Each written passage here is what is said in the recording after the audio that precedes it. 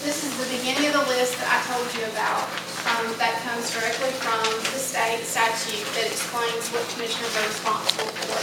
Along with this list is also zoning powers, but not all counties in the state of Georgia have zoning. In fact, some of the counties in our area, I believe Berrien County, doesn't have zoning.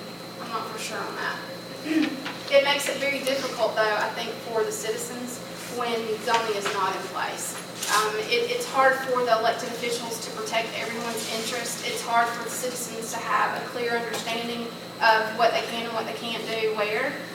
Zoning is a great asset for us here in Lowndes County. We do have the Unified Land Development Code, which is Lowndes County zoning ordinances, and that is available on the right-hand side of our website, which is lounscounty.com.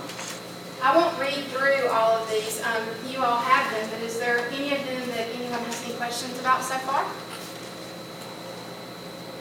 Okay, go to the next slide. And this is the rest of the list. One of the things that I would like to point out here is make rules and regulations for the county police and patrol.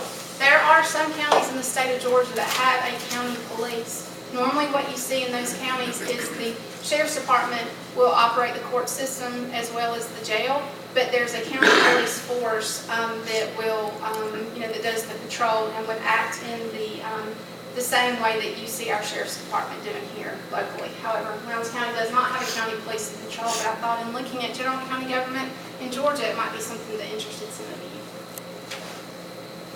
Questions?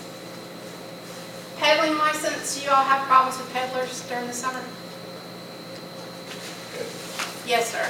People knock on your door wanting donations, sell candy, magazines. That kind of freaky. We get a lot of that in the streets. We do, and this is something that the county is working with the sheriff's office, and we encourage you to call and report this. You can call 911, you can call code enforcement, you can call administration.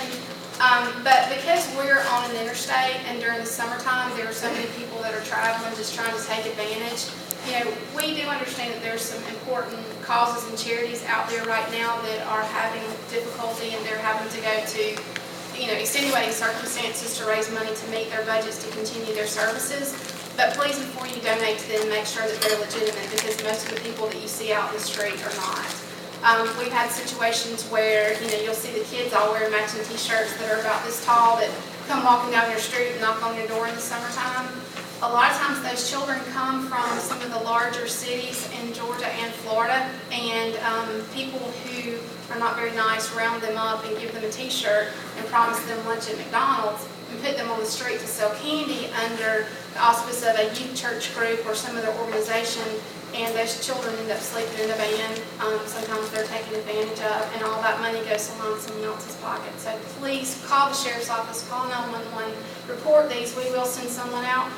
The sheriff has said that he is very adamant that people will not be in the street collecting money. It's a hazard for citizens. It's a public safety issue, so we are making an effort to get those people off the street.